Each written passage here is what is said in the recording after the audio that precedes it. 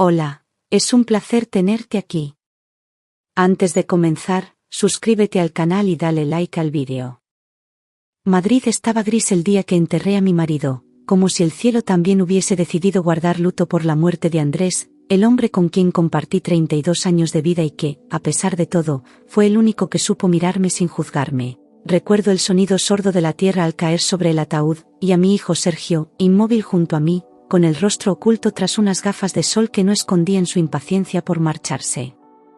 Sujetaba con fuerza el velo negro mientras una ráfaga de viento helado me hacía temblar los dedos, y al ver su nombre grabado en la lápida recién colocada, supe que no era solo el quien se iba, sino todo lo que me quedaba de vida. Nadie se acercó a consolarme, ningún abrazo, ninguna palabra, solo un silencio incómodo que lo envolvía todo como una niebla densa. Intenté contener las lágrimas, pero por dentro me desgarraba un vacío tan profundo que ni siquiera el llanto era suficiente para aliviarlo. En ese momento no lo sabía, pero lo peor aún no había llegado, y lo que estaba a punto de ocurrir me arrancaría incluso el poco consuelo que me quedaba. Porque ese día no perdí solo a un marido, perdí también mi lugar en el mundo. El despacho del notario olía a papeles viejos y desconfianza, y cuando abrió el testamento, el aire pareció congelarse. Sergio heredaba el piso del centro, las cuentas compartidas, los muebles, todo. Yo, en cambio, recibía un garaje olvidado en las afueras, medio en ruinas, donde ni la luz funcionaba. No pregunté, no lloré, solo asentí en silencio, mientras él sonreía con arrogancia, como si por fin se confirmara lo que ya sospechaba. Mi marido no me había dejado nada más que un espacio muerto lleno de polvo y recuerdos. Me sentí invisible, desplazada de mi propia historia, como si hubiese sido simplemente un personaje secundario en la vida de los dos hombres que más había amado. Aún no entendía por qué Andrés me había hecho esto, pero algo en su mirada en la foto del testamento parecía esconder una explicación. Sergio no se molestó en disimular su desprecio. Al salir del despacho me miró de arriba abajo con una mezcla de lástima y superioridad, y sin rodeo soltó que ahora que el piso era suyo, ya no tenía motivos para seguir manteniéndome. Fue como una bofetada sin manos, una puñalada fría dada con total calma. Me hablaba como si yo fuera una carga que había que sacarse de encima cuanto antes. Años criando a ese niño, protegiéndole de todo, para que ahora me tratara como una extraña.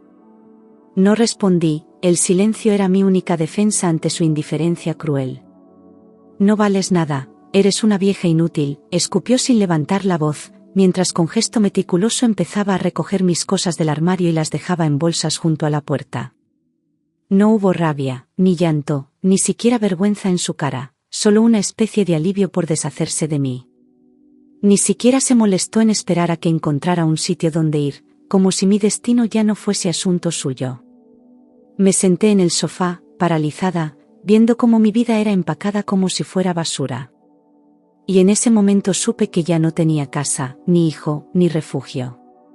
Esa noche la pasé sentada en el portal, con el bolso en el regazo y el alma rota, mirando cómo las luces del edificio se apagaban una a una sin que nadie se atreviera a abrirme. Toqué timbres, llamé a vecinos, pero solo obtuve silencio y persianas bajadas. El frío de octubre se me metía en los huesos, pero lo que más dolía era la indiferencia. Nadie se preguntó qué hacía una mujer mayor llorando sola en la calle. La ciudad que había sido mi hogar me daba ahora la espalda, como todos. Cerca del amanecer, con los pies entumecidos y la dignidad hecha trizas, recordé aquel viejo garaje que Andrés solía visitar en secreto hace décadas. No sabía qué me empujó a pensarlo, quizá la desesperación, quizá una intuición profunda de que allí podía esconderse algo más que polvo. Busqué la dirección en una nota vieja que llevaba en la cartera, escrita con su letra. No tenía dónde ir, y aunque me doliera, ese lugar era lo único que legalmente me pertenecía. Me levanté y comencé a caminar sin mirar atrás. Arrastraba una maleta pequeña, con ruedas gastadas que chirriaban en cada acera, y cruzaba las calles de Madrid como una sombra, despeinada, sin rumbo, con los ojos hinchados de tanto llorar. Me dolía cada paso, no por el cansancio físico, sino por el peso de la humillación. Pasé junto a tiendas cerradas, bares donde aún sonaban risas, gente que no me veía. Era como si yo ya no existiera. Caminé durante horas, guiada solo por una dirección escrita a lápiz. Cuando por fin llegué al garaje, la fachada estaba cubierta de grafitis y musgo, con una puerta metálica oxidada que parecía llevar años sin abrirse. Había basura en la acera, cristales rotos, un silencio raro que no era normal ni para las afueras. Me quedé quieta, mirándolo, intentando recordar si alguna vez había estado allí con Andrés. No lo reconocía, pero algo en mi interior se estremecía. Aquello no parecía un refugio, sino una tumba de secretos. Saqué la llave del fondo de mi bolso, donde la había guardado sin pensar, y me quedé mirando el candado como si fuera una pregunta sin respuesta. La acerqué con manos temblorosas, dudando si debía abrir o dar la vuelta e irme. ¿Y si todo era una broma cruel? ¿Y si no encontraba nada más que telarañas y miseria? Pero no tenía elección. Giré la llave, y el candado cedió con un chasquido seco que resonó como un disparo en el silencio. Al abrir la puerta, un viento frío me golpeó el rostro como si el garaje hubiese estado conteniendo el aliento durante años. El olor a humedad, a madera podrida y metal oxidado me hizo toser, pero lo que me paralizó fue el silencio absoluto, espeso, como si el tiempo no se hubiera movido dentro. Di un paso y sentí el suelo crujir bajo mis pies, cubierto de polvo y hojas secas. No había luz, pero una claridad extraña venía del fondo. Algo no cuadraba. Me adentré con cuidado, guiada por ese resplandor débil, y entonces me di cuenta de algo que me heló la sangre. La electricidad llevaba cortada años, pero había una bombilla encendida al fondo del todo. No se oía ningún aparato, ningún ruido eléctrico, solo ese parpadeo tenue que no tenía lógica. Me detuve en seco, sintiendo cómo se me erizaba la piel. ¿Quién había estado allí? ¿Y por qué ahora? Todo el cuerpo me decía que saliera corriendo, pero algo me empujó a seguir. Avancé con pasos lentos, sintiendo como el corazón me retumbaba en las sienes, y de pronto una sombra cruzó fugazmente el fondo del garaje, justo al lado de esa luz inexplicable. Me detuve en seco, con la garganta cerrada, y durante unos segundos no pude moverme. Pensé que alguien vivía allí, quizá un vagabundo, o algo peor. El miedo me atenazó el cuerpo, pero estaba demasiado cansada para huir. Respiré hondo y seguí adelante, con la espalda rígida y los nervios a flor de piel. Metí la mano en el bolso con urgencia, saqué el móvil y encendí la linterna, apuntando hacia donde había visto moverse la sombra, esperando encontrar a alguien. La luz temblorosa iluminó cajas viejas, herramientas oxidadas y montones de trastos cubiertos de polvo. No había nadie, pero el ambiente era denso, como si algo me observara desde las paredes. La linterna oscilaba en mi mano, incapaz de mantenerse firme. Y entonces la vi, una mesa cubierta con papeles amarillentos. Me acerqué despacio, apartando telarañas con el brazo, y la linterna reveló una mesa de trabajo con planos abiertos, documentos técnicos, y un cajón entreabierto lleno de carpetas, sobres y fotografías en blanco y negro. Reconocí la letra de Andrés en una hoja doblada, lo que me dejó sin aliento. Todo parecía detenido en el tiempo, como si alguien hubiera trabajado allí hasta el último segundo. Aquello no era un simple almacén de chatarra. Era un lugar con propósito. Y ese propósito me incluía. Giré la cabeza hacia el centro del garaje y mi luz se topó con una gran lona gris, polvorienta, que cubría algo de forma alargada y compacta, sin duda un coche. El contorno del vehículo era elegante, casi clásico, y me acerqué con la linterna temblando. La lona tenía manchas oscuras y estaba sujeta con ganchos metálicos oxidados. Cada paso que daba me parecía una traición a la tranquilidad del lugar. Cuando estuve frente a él, noté cómo se me aceleraba la respiración. Me arrodillé y, con manos temblorosas, levanté una esquina de la lona, dejando al descubierto parte de una carrocería reluciente, negra, impecable, como si alguien lo hubiera restaurado con devoción absoluta. Pasé los dedos por el metal y un escalofrío me recorrió el cuerpo. Ese coche no era un capricho, era una reliquia. Algo dentro de mí sabía que no debía tocarlo, pero ya era demasiado tarde. Había empezado a desenterrar secretos, y no podía detenerme. Volví a tirar de la lona, y lo descubrí por completo. Era un Mercedes antiguo, brillante como recién salido del concesionario, con los asientos de cuero intactos y el volante de madera pulida, una joya oculta bajo años de abandono. No entendía cómo Andrés había conseguido restaurarlo en secreto, ni por qué nunca me habló de ello. Me senté en el asiento del copiloto, buscando alguna pista, algo que explicara aquella doble vida. Fue entonces cuando vi un sobre en el asiento del conductor, con mi nombre escrito a mano. Lo cogí con dedos helados, sabiendo que iba a cambiarlo todo. El sobre estaba cerrado con cuidado, sellado con cera roja, como si Andrés hubiese querido asegurarse de que solo yo lo abriera. Lo deslicé entre mis dedos, sintiendo su peso, y lo abrí con lentitud, dejando que cayera una carta y varios documentos doblados. Había escrituras, extractos de cuentas, y una nota más corta, escrita con urgencia. El nombre, Elena, aparecía en cada página, como un susurro del pasado. Leí la carta y sentí que mi marido me hablaba desde el más allá. Si estás leyendo esto, es porque ya no estoy contigo, comenzaba la carta, con esa letra firme y elegante que conocía de memoria. Me decía que no podía contarme todo en vida, que había cosas que había tenido que ocultar para protegerme. Hablaba del garaje como un lugar importante, y de un descubrimiento que podría cambiar mi futuro. Me pedía que tuviera valor y no confiara en nadie. Las palabras me ardían en las manos, como si ocultaran una verdad demasiado grande. Este lugar guarda más que herramientas y recuerdos, escribió, aquí escondí lo que no podía dejar en manos de Sergio. Me hablaba de una amenaza, de decisiones difíciles, de traiciones que nunca quiso que yo sufriera. Decía que había descubierto cosas sobre nuestro hijo, cosas que no podía explicar en esa carta, pero que encontraría pruebas si seguía investigando. Y lo más inquietante, no te fíes de nadie, ni siquiera de nuestro hijo. Tuve que releer esa frase varias veces. Me temblaban las rodillas. Aquel último párrafo fue el que más me desgarró, te quiero, Elena. Por eso te dejé solo el garaje. No por castigo, sino por justicia. Si confías en él, te lo quitará todo.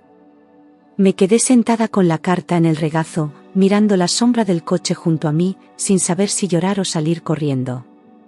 Todo lo que había creído sobre mi familia empezaba a resquebrajarse. Andrés no me había abandonado. Me había dejado una puerta abierta, a una verdad peligrosa. Releí la carta tantas veces que terminé memorizando cada palabra, buscando un doble sentido, algo que me ayudara a entender que podía haber sido tan grave como para desconfiar de nuestro propio hijo. El miedo me apretaba el pecho, no solo por lo que Andrés había descubierto, sino por lo que eso significaba sobre mi pasado, sobre mi presente. ¿Quién era realmente Sergio? ¿Qué secretos habían convivido conmigo todos estos años? Por primera vez en mi vida, deseé no saber más. Pero ya no podía retroceder. Entonces recordé una conversación antigua, algo que Andrés había dicho años atrás sobre un falso fondo en el maletero del coche, una especie de compartimento oculto que solo él conocía. Me levanté, recorrí el lateral del vehículo y abrí el maletero con cuidado, notando cómo el aire se volvía más denso. Palpé la moqueta, busqué una grieta, y al presionar un punto exacto, una pequeña tapa se levantó. Dentro, cubierto por una tela negra, había algo más que recuerdos. Era una caja metálica, cerrada con llave. La caja pesaba más de lo esperado y tenía un cierre antiguo, de esos que parecen fáciles de abrir pero guardan secretos más profundos que una simple cerradura. La coloqué sobre el capó del coche, respiré hondo y la abrí con un clic seco que resonó en todo el garaje. Dentro había documentos bancarios, escrituras de propiedades y lo más desconcertante, un pequeño disco duro con una etiqueta que llevaba mi nombre. Me temblaban las manos al tocarlo. Andrés había preparado todo meticulosamente. Los extractos mostraban movimientos en cuentas suizas, con cifras que jamás imaginé ver en toda mi vida, cientos de miles de euros transferidos a lo largo de los años desde una empresa desconocida. Revisé fechas, titulares, firmas, y todo apuntaba a operaciones hechas sin mi conocimiento, pero con vínculos claros a nuestra familia.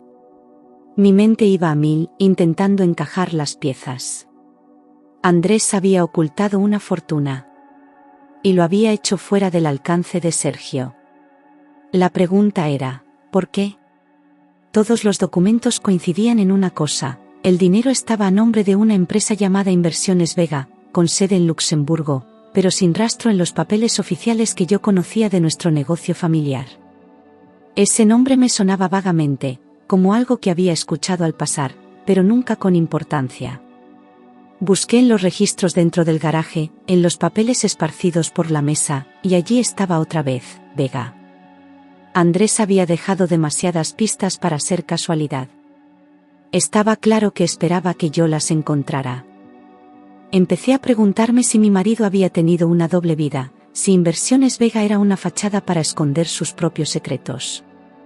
Pero cuanto más leía, más evidente era que él no se beneficiaba de ese dinero, lo protegía. ¿De quién? ¿De Sergio? ¿De alguien más? Me dolía pensar que todo lo que habíamos construido como familia se había sostenido sobre mentiras. Pero también sentí rabia. Porque durante años fui la última en enterarme de todo. La noche ya había caído, y mientras hojeaba una carpeta con papeles legales, unos golpes secos en la puerta del garaje me hicieron sobresaltar y soltar todo al suelo. Me quedé inmóvil, escuchando en la oscuridad, y al asomarme por una rendija, el corazón me dio un vuelco. Era Sergio. Estaba solo, con una chaqueta oscura y el móvil en la mano, como si buscara una excusa para estar allí. No había duda. Me había seguido. Y ahora estaba justo al otro lado. Me alejé de la puerta sin hacer ruido, con el cuerpo tenso como una cuerda, y el corazón latiendo tan fuerte que temía que él pudiera oírlo desde fuera. ¿Había venido a buscarme o a buscar algo más? No podía pensar con claridad. Solo su presencia allí, en mitad de la noche, confirmaba que todo lo que Andrés temía era cierto. Quise esconder la caja, los papeles, todo. Pero ya era tarde. Sergio llamó otra vez, más fuerte. «Mamá, ¿estás bien?» «Solo quiero saber si necesitas algo», dijo desde fuera con esa voz suave y falsa que tantas veces había usado para manipularme.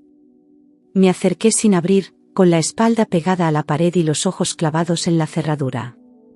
No había cariño en su tono, solo urgencia y algo oscuro. Sabía que fingía. No le importaba cómo estaba, solo le importaba que sabía. Y yo ya sabía demasiado. Cuando insistió en que solo quería ayudarte, entendí que no venía a cuidarme, sino a controlar lo que había encontrado. Su voz se volvió más insistente, más cortante, y cuando mencionó el coche, papá me habló de ese coche viejo, supe que ya no podía dudar más. Había algo que Sergio necesitaba recuperar antes de que yo lo entendiera todo. Pero lo peor era descubrir que su traición no era reciente. Venía de lejos. Cuando por fin abrí la puerta con una cadena puesta, Sergio entró fingiendo sorpresa, como si no supiera lo que buscaba, pero sus ojos iban directamente al fondo del garaje. Papá me habló de este sitio, dijo que era especial para él, soltó mientras rebuscaba entre las estanterías, levantando cajas, abriendo cajones, ignorando por completo mi presencia. No había cortesía ni respeto, solo prisa y ansiedad por encontrar algo que evidentemente necesitaba.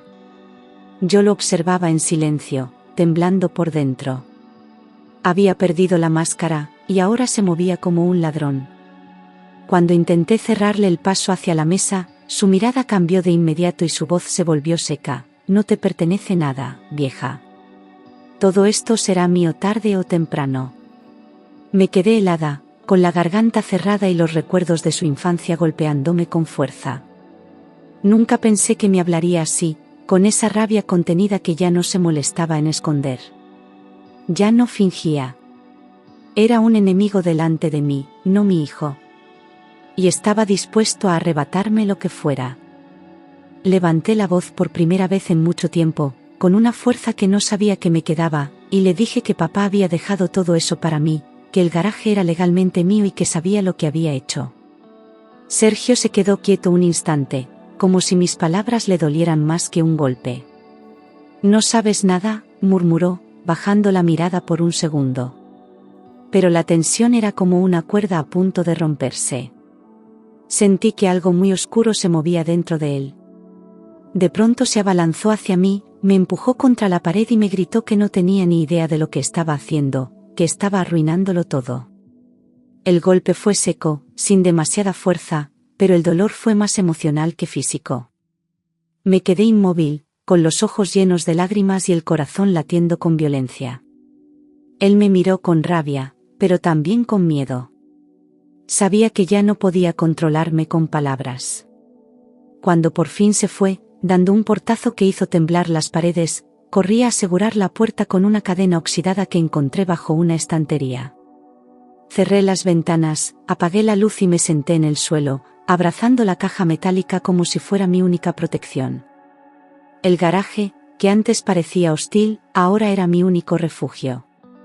Temblaba, pero no solo de miedo, temblaba de rabia contenida. Algo dentro de mí había despertado, y ya no pensaba callarme. Al amanecer, salí con el disco duro escondido en el fondo de mi bolso y caminé hasta un pequeño despacho de abogados del barrio, uno que Andrés solía mencionar. Expliqué todo sin adornos: la carta, el testamento, el coche, la agresión. El abogado, un hombre mayor con cara de pocos gestos, escuchó en silencio y me pidió ver los documentos. Sus ojos se entrecerraron al ver el contenido de la caja. Me dijo que podía ayudarme. Y que debía moverme rápido. Al día siguiente, tras revisar el testamento y los registros de propiedad, el abogado me confirmó algo que me hizo llorar en silencio: el garaje, el coche y todo lo que hubiese dentro eran legalmente míos. Andrés había sido meticuloso, había blindado esa parte de la herencia para protegerme. Sergio no puede tocar nada, me aseguró. Sentí una mezcla de alivio y tristeza. Mi marido había desconfiado tanto de nuestro hijo, y había tenido razón.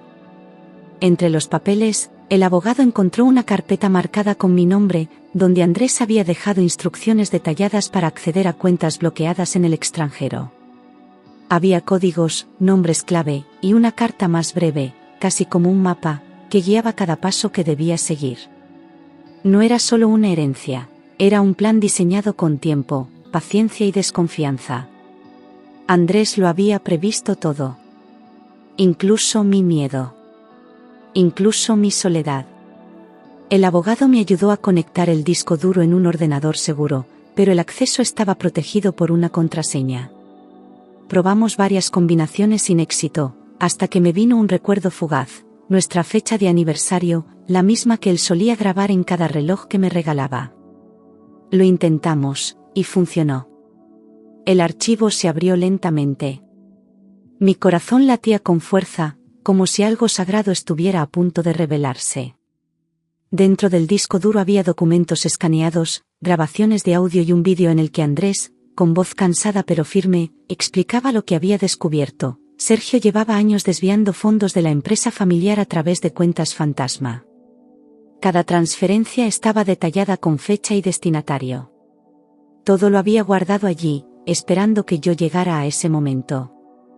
No pude detenerle en vida, decía, pero tú puedes hacerlo ahora. Y supe que tenía que actuar. Ver a Andrés en ese vídeo, hablándome con esa calma rota por el dolor, fue como recibir una última caricia y una última herida al mismo tiempo. Me explicó cómo, tras enfermar, empezó a notar movimientos extraños en las cuentas de la empresa, y cómo, al investigar, descubrió que Sergio había falsificado firmas y creado empresas pantalla para desviar dinero. Lo grabó todo en secreto, incapaz de enfrentarlo directamente. No quise que sufrieras tú también, decía. Pero ahora el peso caía sobre mí. Las pruebas eran tan claras que dolía mirarlas: correos electrónicos, contratos falsificados, reuniones ocultas. Sergio lo había hecho todo con frialdad, como si no le importara nada ni nadie. Ni la empresa que su padre levantó con esfuerzo, ni la familia que lo protegió desde niño. Le movía la ambición, la codicia, el poder. Verlo con esa máscara sonriente durante tantos años, era como haber dormido junto a un desconocido. Mi hijo no era víctima. Era verdugo. De pronto entendí todo: su desprecio no venía del dolor, ni del duelo, ni siquiera del desamor. Venía del miedo. Yo era el único obstáculo legal que quedaba entre él y la fortuna que había intentado robar. Su crueldad, su frialdad, su impulso por echarme de casa, todo tenía un único propósito: hacerme desaparecer antes de que encontrara la verdad. No era odio. Era estrategia. Y había subestimado mi fuerza. Llevé los documentos al abogado sin titubear, firme como no lo había estado en años. Le dije que quería denunciar, que no pensaba proteger a alguien que había traicionado a su padre y destruido nuestra familia. Él me advirtió que sería largo, sucio, que Sergio se defendería con todo. Acepté. Ya no era una viuda rota ni una madre perdida. Era la única que podía limpiar el nombre de Andrés. La notificación judicial le llegó 2 días después. Esa misma noche, volvió al garaje como una furia contenida, gritando mi nombre, exigiendo que le abriera, golpeando la puerta con fuerza. Lo escuché desde dentro, paralizada por un miedo nuevo, uno que no venía del pasado, sino del presente. Lo arruinaste todo, chillaba. Su voz ya no tenía máscaras, solo rabia. Por fin mostraba su verdadero rostro. No pude detenerle cuando forzó la puerta a patadas. Entró como una tormenta, me agarró del brazo con violencia y me zarandeó, sus ojos desorbitados por la rabia. Era mío, me pertenecía, gritaba, mientras yo intentaba soltarme, temblando, gritando su nombre como si eso pudiera devolverle el alma. Fue entonces cuando los vecinos, alertados por los gritos, llamaron a la policía. El horror tenía testigos. Por fin. Llegaron en minutos. 2 agentes entraron al garaje con firmeza y lo separaron de mí mientras él forcejeaba, insultándome, escupiendo verdades a medias y amenazas desesperadas. Ella lo sabía todo, gritaba. Pero nadie le escuchaba ya con respeto. Le esposaron allí mismo, delante de mí, y por un segundo, sus ojos buscaron los míos, no para pedir perdón, sino para maldecirme. No aparté la mirada. Ya no. Cuando el coche policial desapareció por la calle, me senté sola en el suelo del garaje, entre papeles rotos y restos de una vida que ya no existía. No lloré de inmediato. Solo escuchaba el silencio, ese que queda después de una explosión. No sabía si sentir alivio, tristeza o culpa. Todo se había roto, pero también algo se había liberado. Andrés, de alguna forma, me había dado fuerzas para llegar hasta allí. Pasaron semanas. El abogado me animó a tomar decisiones prácticas, y comencé a limpiar el garaje con mis propias manos, como si al quitar el polvo también me quitara años de dolor. Pinté las paredes, restauré estanterías, arreglé la instalación eléctrica. Día tras día, ese lugar que fue tumba se convirtió en taller, y ese taller en refugio. No era lujo, pero era mío. Por primera vez, tenía un espacio propio. El Mercedes, aquel secreto silencioso de mi marido, lo limpié pieza por pieza, como si con cada trapo también acariciara su memoria. Cuando lo arranqué y el motor respondió, no pude evitar llorar. Funcionaba. Estaba perfecto. Lo llevé a una casa de subastas clásica y el experto, al verlo, me dijo que valía mucho más de lo que imaginaba. Andrés lo había conservado por algo. Era parte del plan. Y también, parte de mi liberación. El día de la subasta, observé desde el fondo de la sala cómo el Mercedes brillaba bajo las luces, despertando murmullos y miradas codiciosas. En menos de 5 minutos, la puja superó todas mis expectativas y, cuando el martillo cayó, sentí que el mundo me devolvía algo de todo lo que me había quitado. La cifra era suficiente para empezar de nuevo. No solo era dinero, era libertad. Andrés, incluso desde la muerte, me había salvado la vida. Con ese dinero compré un pequeño piso en Lavapiés, modesto pero luminoso, con ventanas abiertas al cielo y silencio por las noches. Cada rincón tenía mi huella, mi ritmo, mi elección. Decoré con calma, sin prisas, dejando que cada objeto tuviera un significado nuevo. Por fin tenía un lugar que nadie podía arrebatarme. No era un palacio, pero era hogar. Volví a dormir con la puerta cerrada sin miedo, a caminar por la calle sin sentirme una carga, a mirar a los ojos a la gente sin bajar la cabeza. Me reconecté con mí misma, con la mujer que fui antes de la tristeza, antes del abandono. Ya no era solo la viuda de Andrés, ni la madre traicionada, era Elena, con sus cicatrices, sí, pero también con su entereza. Volver a tener dignidad fue el regalo más inesperado. El día del juicio me senté en la última fila de la sala, vestida de negro, sin adornos ni maquillaje, sin más defensa que la verdad. Escuché cada declaración con el corazón encogido, pero firme. No fui por venganza, sino por justicia. Cuando me llamaron a testificar, hablé claro, sin odio, con la misma voz con la que crié a mi hijo. Aquel banco no era mi sitio, pero ese día, estar ahí fue necesario. Cuando Sergio me vio, bajó la mirada. Ya no quedaba soberbia ni ira en su rostro, solo un vacío hondo que me dio más pena que rabia. No dijo una palabra, ni una disculpa, ni un intento de justificar nada. Era como si ya hubiese aceptado su destino. Por primera vez, lo vi frágil. Pero el daño ya estaba hecho. Semanas después del juicio, el abogado me citó por última vez en su despacho y me entregó una carta que Andrés había dejado sellada con la indicación clara: solo si todo termina. La reconocí de inmediato, por el papel, por el peso, por el silencio que la rodeaba. La abrí allí mismo, con manos serenas. Sabía que ese sería el último puente entre él y yo. Y estaba preparada. La carta era breve, directa, sin adornos. Si lees esto, es porque has sobrevivido a la tormenta. Te dejé el garaje no por miseria, sino por justicia. Porque sabía que solo tú sabrías qué hacer con lo que otros destruirían.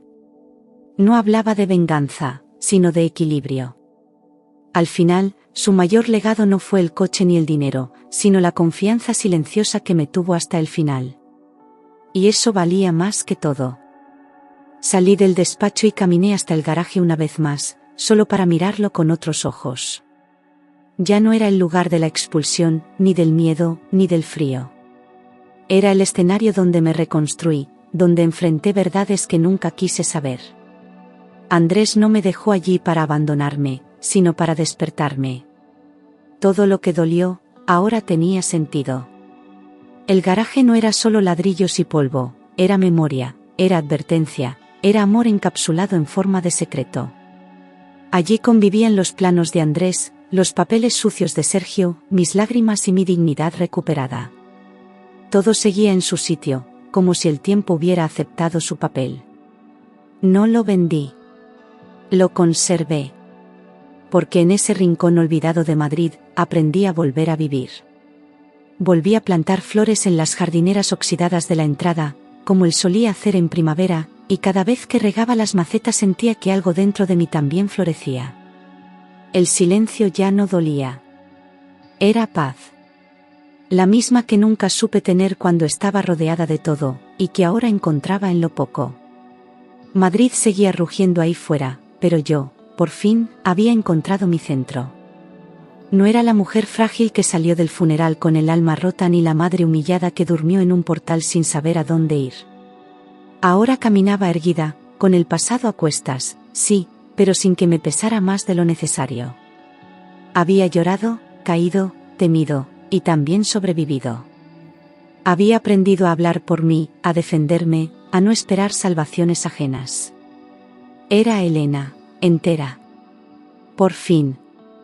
A veces, cuando el viento sopla fuerte por las rendijas del garaje, me parece oír su voz, pausada, grave, serena. Lo hiciste bien, susurra entre el crujido de las hojas secas y el zumbido de los cables viejos. No sé si es mi imaginación o su memoria que se niega a desaparecer. Pero me reconforta. Porque incluso en su ausencia, Andrés sigue siendo mi raíz. He intentado perdonar a Sergio, lo juro, he buscado dentro de mí alguna grieta por donde dejar entrar la compasión. Pero no la encuentro. No porque quiera castigarle, sino porque el daño fue demasiado hondo, demasiado consciente. Le deseo paz, sí, que algún día se mire al espejo sin odio. Pero de mi parte, no hay abrazo posible. Solo distancia. Ese garaje que olía a muerte se convirtió en mi refugio, en mi testigo, en mi verdad. Allí terminó una vida, pero también empezó otra, más sola, sí, pero más libre. No hay día que pase sin que dé gracias por haber llegado a ese lugar, aunque fuera por el camino más cruel. Porque en esas paredes gastadas, encontré mi justicia. Y en medio de la ruina, volví a vivir.